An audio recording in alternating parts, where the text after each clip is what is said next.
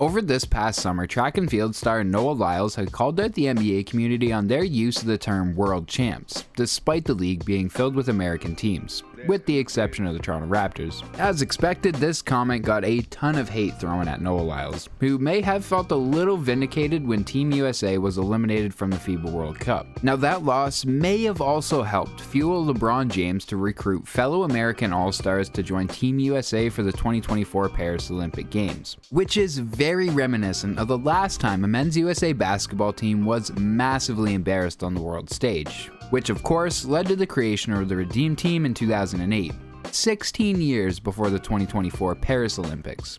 And only 16 years before the creation of the Redeem Team, there was the original Dream Team, which of course would go to show that American basketball might be in a real cycle, where they start off caring about the world stage, dominate on that stage, then get complacent with that dominance, lose massively on the world stage, then go back to caring about it again. But this time, to add even more fuel to the fire, the most recent NBA champs are also being led by an international duo, with Jokic being from Serbia and Jamal Murray being from Canada. So it might be worth looking into the cycle that American players have gotten themselves into and see how it could be affecting their overall stance in the world.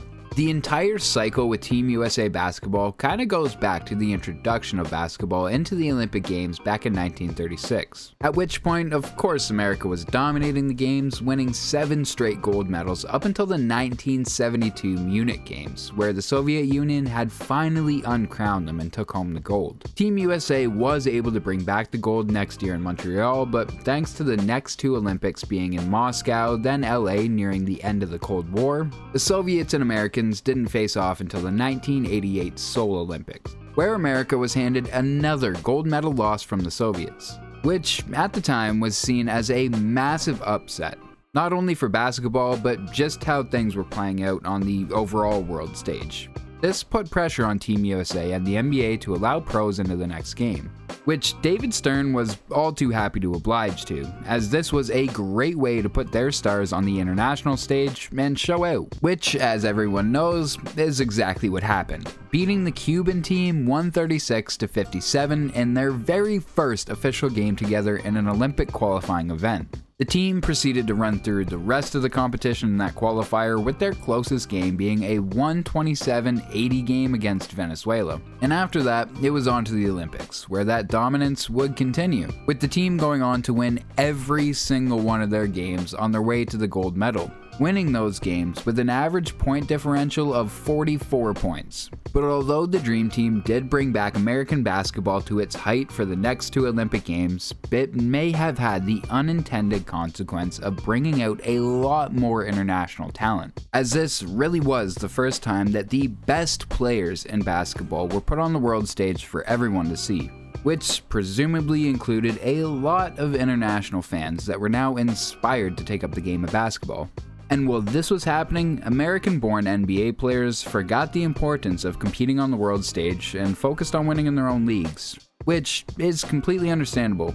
But all of this would end up leading to a 20-year-old Dirk Nowitzki being taken with the 9th pick in the 98 draft, future NBA champ Pau Gasol being drafted with the 3rd pick in the 2001 draft, and Manu Ginobili being selected with the 57th pick in the 1999 NBA draft. And then he would go on to lead the Argentinian team to a massive upset, beating the 2004 USA men's basketball team, which would again rally NBA players to suddenly feel the need to defend their country's dominance on the world stage once again, 16 years after the 92 Dream Team showed out. In the aftermath of the Athens debacle, USA Basketball faced a critical choice. It needed to rebuild the image of American basketball, instill a sense of pride, and return the country to its rightful place atop the basketball hierarchy. Jerry Colangelo assumed a central role in crafting a team that would redeem USA Basketball, or as we all know it now, the Redeem Team. He believed that rebuilding this team would require more than just the presence of NBA stars. course. It would require a fundamental change in culture. Colangelo's vision was to create a team that was not only exceptionally talented, but also united by a shared commitment to winning and representing their country with the highest level of professionalism. To turn this vision into reality, Colangelo appointed the legendary Coach K of Duke as the head coach. Coach K brought his extensive coaching experience, leadership, and emphasis on teamwork to the national team. His commitment to developing a cohesive unit both on and off the court was crucial in reshaping the Redeem team. The next step was the selection of players. Colangelo and Coach K sought out the best talent the NBA had to offer. The roster included iconic figures such as Kobe Bryant, LeBron James, Dwayne Wade, Chris Paul, and Dwight Howard, among others. These players were not only among the best in the world, but were also known for their work ethic, professionalism, and a willingness to set aside their egos for the collective good. One of the key aspects of the Redeem team's preparation was the emphasis on building team chemistry. They recognized that individual brilliance alone would not suffice. To ensure success, they trained together, played exhibition games, and developed a sense of trust and camaraderie. The players understood that they represented a legacy, and their mission was not just to win, but to restore American pride in international basketball. In August 2008, the Redeem team arrived in Beijing with a sense of purpose. They were determined to erase the painful memory of Athens and bring home the gold medal. Throughout the tournament, they showcased their incredible talent and played with passion, unity, and respect for their opponents. The journey began in the group stage, where the Redeem team displayed their dominance, winning all 5 of their games against various opponents. These victories sent a strong message to the basketball world, and showed the team's determination to reclaim their status. In the semi-finals, the Redeem team faced Argentina, the team that had dealt a humiliating defeat to the US in the 2004 Athens Olympics. However, this time, the Redeem team showcased cohesion and unselfish play, avenging their previous loss and securing a convincing victory. The most iconic moment in the redemption story unfolded in the gold medal game against Spain. Spain, led by the Gasol brothers and a young Ricky Rubio, put up a fierce battle. The final was a thrilling, closely contested showdown, with both teams displaying incredible skills and intensity. The Redeem team's resilience and determination shone through though, as they secured a hard-fought victory with a final score of 118 to 107. Winning the gold medal in Beijing represented more than just a sporting achievement. It was a symbol of redemption for US men's basketball. The team's journey from the depths of disappointment in Athens to the pinnacle of success in Beijing was a testament to the resilience and determination of American basketball.